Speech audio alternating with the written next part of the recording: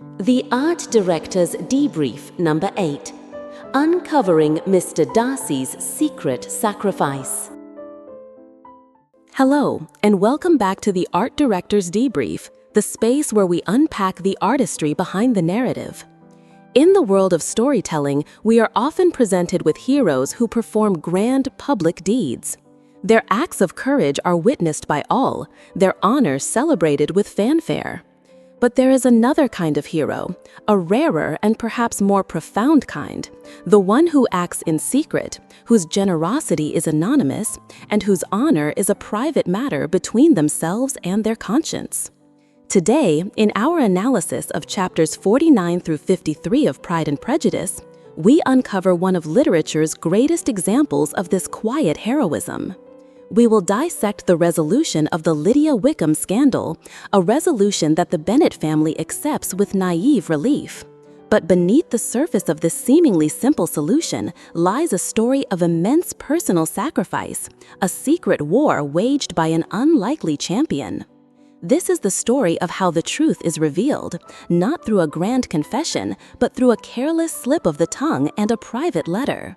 It is the final, definitive unveiling of the true character of Mr. Fitzwilliam. Let us begin with the return of the newly married Mr. and Mrs. Wickham. Their arrival at Longbourn is not one of shamefaced penitence, but a performance of brazen audacity. Lydia is ecstatic. She has achieved her life's ambition to be married before any of her older sisters.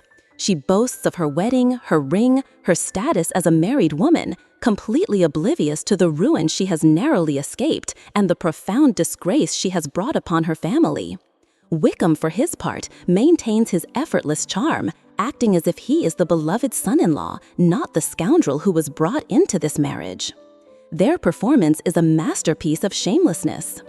In the midst of this chaotic and tone-deaf celebration, however, the most important clue of the novel is dropped. Lydia, in her giddy boasting, casually let slip that it was Mr. Darcy who was present at her wedding, not her Uncle Gardiner. For the rest of the family, this detail is easily dismissed. But for Elizabeth, it is a piece of information so shocking, so incongruous, that it stops her world. Why would Mr. Darcy, the man who despises Wickham, who looks down on her family, and whom she so fiercely rejected, involve himself in the most sordid snapshot of their shame? The story, as she knows it, does not make sense. This accidental revelation from the most foolish character in the book is the key that will unlock the final, most important secret. It is a brilliant touch from Austen, showing how truth can emerge from the most unlikely of sources. Driven by this impossible clue, Elizabeth writes to her aunt, Mrs. Gardiner, for the truth. The reply she receives is the document that completes her internal revolution. Mrs. Gardiner's letter is not just a piece of exposition, it is the final, definitive testament to Darcy's true character. Let us, as art directors, do a close reading of the evidence it presents. The letter reveals the staggering extent of Darcy's intervention. It was Darcy, and Darcy alone, who hunted down the couple in London. It was Darcy who confronted Wickham, and it was Darcy who paid the price for their marriage. He settled all of Wickham's considerable debts, a sum far beyond what the Bennets or even the Gardiners could afford. He purchased a new commission for Wickham in the army to get him away from Meryton, and he paid an additional sum to Lydia to make the marriage happen. He orchestrated the entire resolution, managing every detail with quiet efficiency. But the most important part of the letter is its revelation of his motive. Mrs. Gardiner makes it clear. Darcy did all of this in secret, wanting the credit to go to the Gardiners.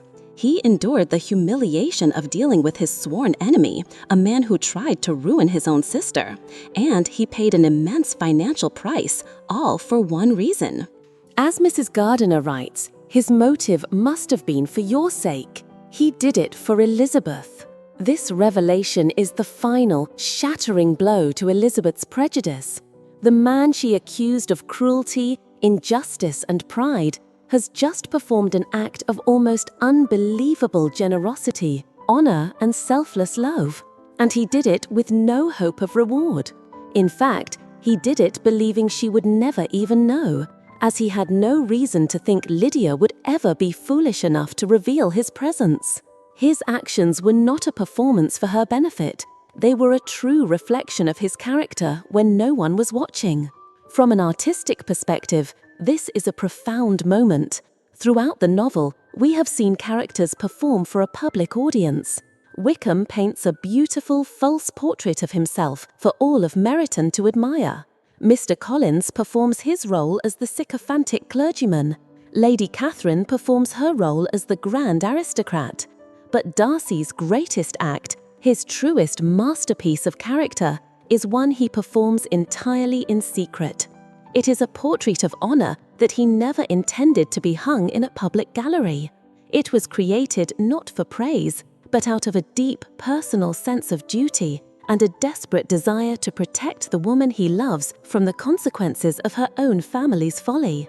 This contrasts sharply with Wickham, whose public art is beautiful but soulless, a facade with nothing behind it.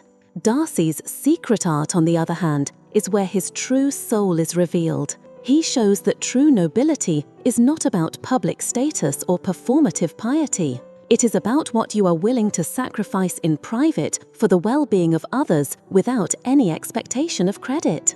The impact of this revelation on Elizabeth is total. Her remaining pride is humbled, and her prejudice is replaced by a profound and overwhelming sense of gratitude and admiration. The Lydia Wickham affair, the very event she thought had destroyed any chance of a future with Darcy, has ironically become the one thing that proves his worth beyond all doubt. It is at this exact moment of her internal transformation that news arrives. Bingley and Darcy are returning to Netherfield. The stage is now completely reset for the novel's final act. The last time Elizabeth and Darcy met, she rejected him with fury, armed with a version of the truth she now knows to be a lie. Now she is the one armed with a secret truth about his profound nobility. The power dynamic has completely shifted. The question is no longer whether she can forgive him, but whether he can possibly still love her after all that has passed. How will she face the man she so wrongly and brutally misjudged? And will he ever give her a chance to express her newfound gratitude and respect? The final romantic confrontations are now inevitable. I leave you with this thought. In your opinion, what was Darcy's single greatest sacrifice in this act? The money he spent, the humiliation of dealing with Wickham, or the fact that he did it all in secret, never expecting to be thanked? Let's discuss this in the comments below. Thank you for joining me in the Emotive Archive.